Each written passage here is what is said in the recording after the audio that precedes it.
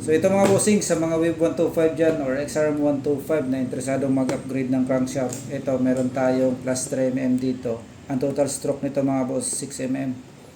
Pitch bike sa mga naghahanap dyan. Ito ipapakita natin sa inyo yung crankshaft na to mga boss. Meron na rin pala siyang kasamang gasket alloy 2mm. Ayan. Ito yung crankshaft natin mga boss. Sa mga hindi pa pala nakapollow, kung interesado kayong ma-update sa mga paparating pa na parts para sa ating motor, pwede nyo akong i-follow kung interesado tayo mga boss. It's by crankshaft plus 3mm total stroke 6mm mga bossing. Ito siya.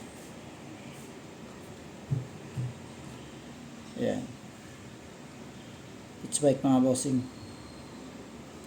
Sa mga XRM 125 dyan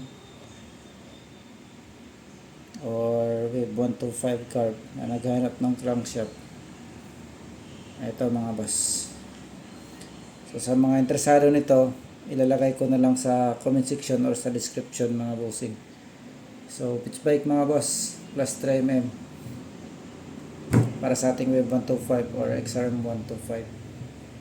So sa mga hindi pa nakapollow, kung interesado kayo ma-update sa mga paparating pa na parts para sa ating motor, pwede nyo kayo follow mga boss. So ayun lang. Sa mga naghahanap, meron tayo pitch bike. Ayan.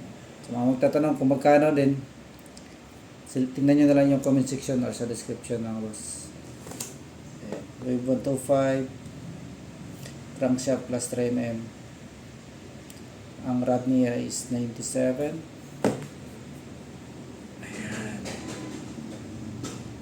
Ayan siya mga boss. So ayan lang mga bossing. Ride safe.